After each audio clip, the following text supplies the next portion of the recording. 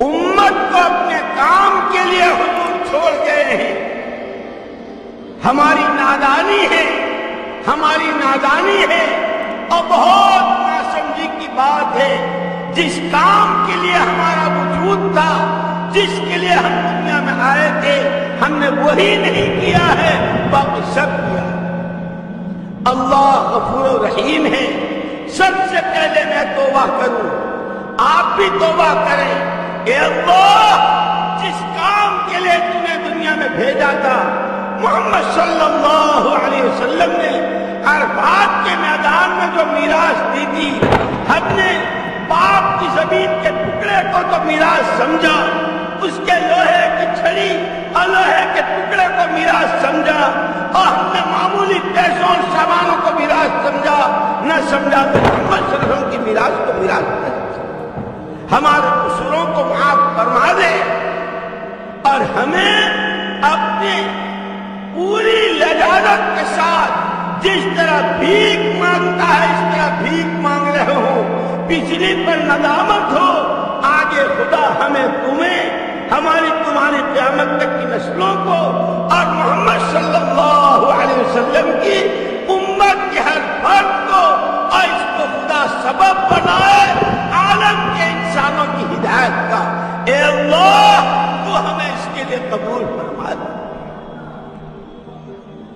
جب نبوت کی محنت کو محنت بنائیں گے،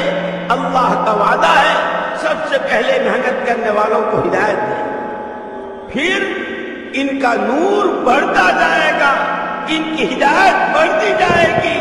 ایمان میں کمال پیدا ہوتا چلا جائے گا،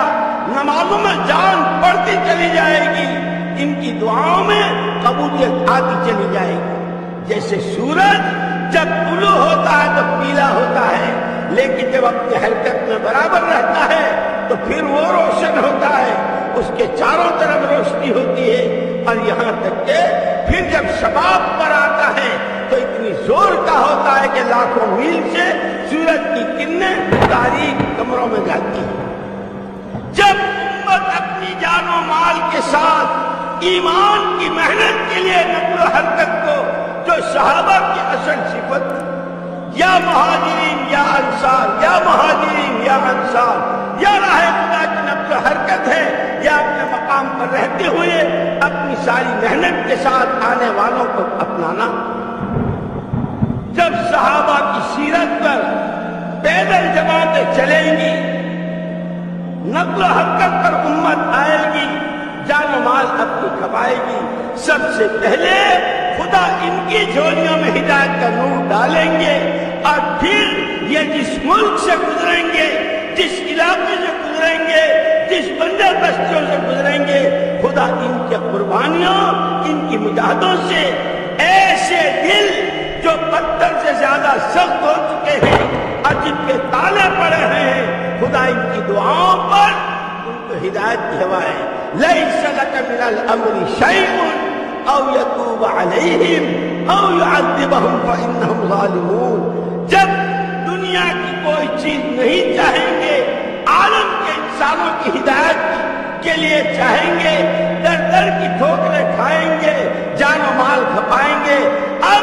دو میں سے ایک بات ہوگی، جن کی قسمت میں ہدایت ہے خدا ان کی جھولیاں ہدایت سے بھریں گے، اور جہاں رکاوٹیں ہوں گی خدا خود اپنی قدرت سے رکاوٹوں کو دور کریں گے۔ خدا اس محنت کے لیے، اس کام کے لیے مجھے، تمہیں، ہماری تمہاری قیامت تک کی نسلوں کو محمد صلی اللہ علیہ وسلم کے ہر فرد امت کو اور اس کو سبب بنائے عالم کے انسانوں کی ہدایت کا، اس کے لیے خدا قبول